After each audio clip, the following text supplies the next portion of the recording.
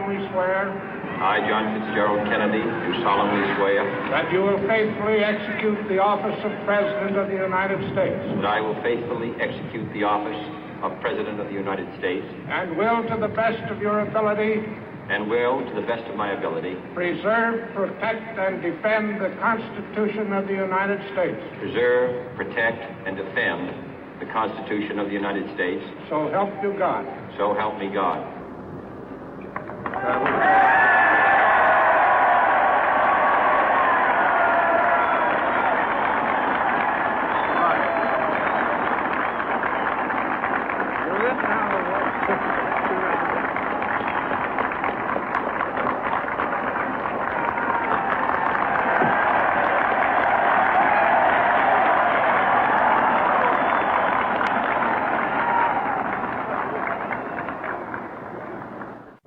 Vice President Johnson, Mr. Speaker, Mr. Chief Justice, President Eisenhower, Vice President Nixon, President Truman, Reverend clergy, fellow citizens.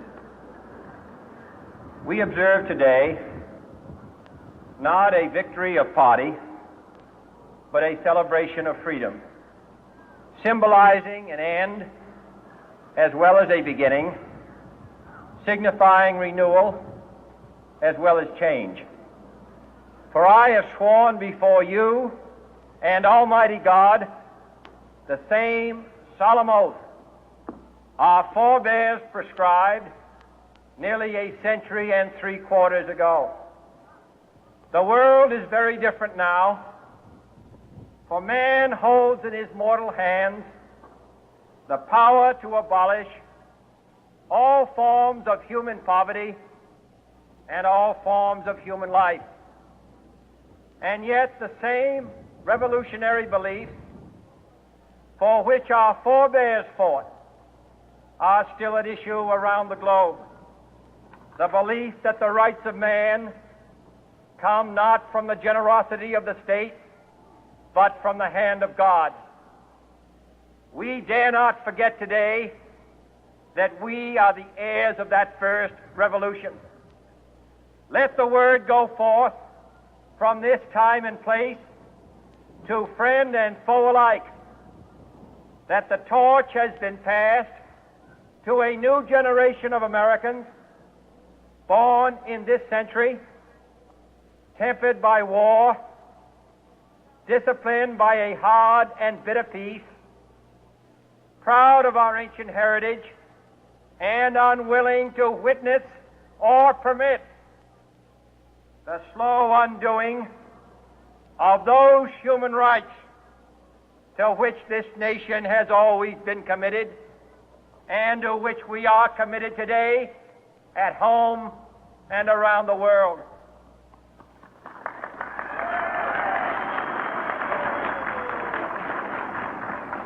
Let every nation know, whether it wishes us well or ill, that we shall pay any price, bear any burden, meet any hardship, support any friend, oppose any foe to assure the survival and the success of liberty.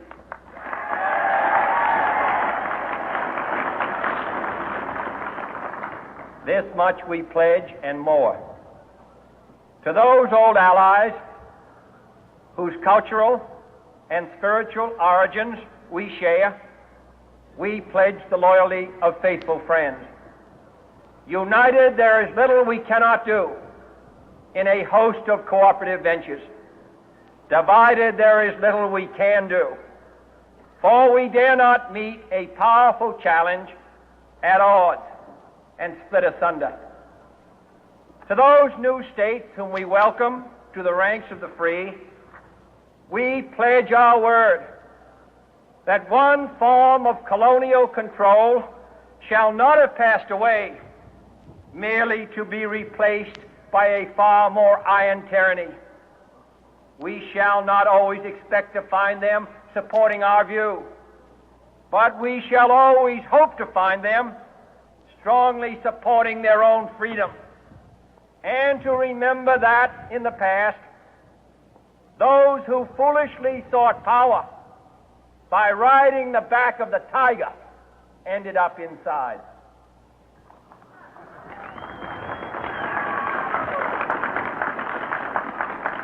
To those people in the huts and villages of half the globe struggling to break the bonds of mass misery, we pledge our best efforts to help them help themselves for whatever period is required, not because the communists may be doing it, not because we seek their votes, but because it is right. If a free society cannot help the many who are poor, it cannot save the few who are rich.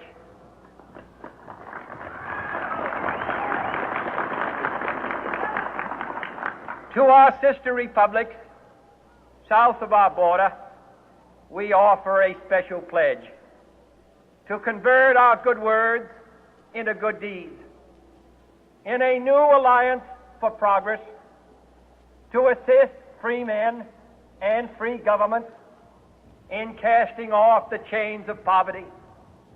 But this peaceful revolution of hope cannot become the prey of hostile powers.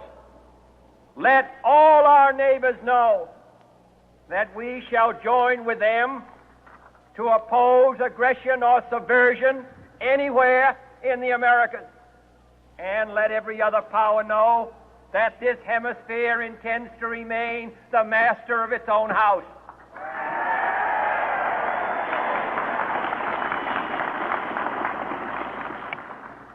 To that World Assembly of Sovereign States, the United Nations, our last best hope, in an age where the instruments of war have far outpaced the instruments of peace, we renew our pledge of support to prevent it from becoming merely a forum for invective, to strengthen its shield of the new and the weak, and to enlarge the area in which its writ may run.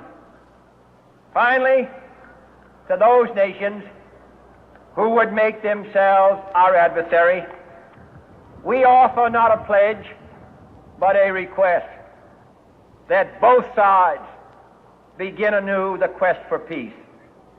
Before the dark powers of destruction, unleashed by science, engulf all humanity in planned or accidental self-destruction, we dare not tempt them with weakness, for only when our arms are sufficient beyond doubt can we be certain beyond doubt that they will never be employed. But neither can two great and powerful groups of nations take comfort from our present course, both sides overburdened by the cost of modern weapons, both rightly alarmed by the steady spread of the deadly atom, yet both racing to alter that uncertain balance of terror that stays the hand of mankind's final war. So let us begin anew, remembering on both sides that civility is not a sign of weakness, and sincerity is always subject to proof. Let us never negotiate out of fear, but let us never fear to negotiate.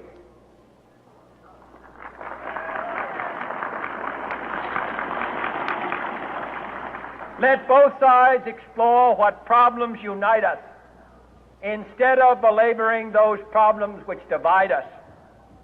Let both sides, for the first time, formulate serious and precise proposals for the inspection and control of arms, and bring the absolute power to destroy other nations under the absolute control of all nations.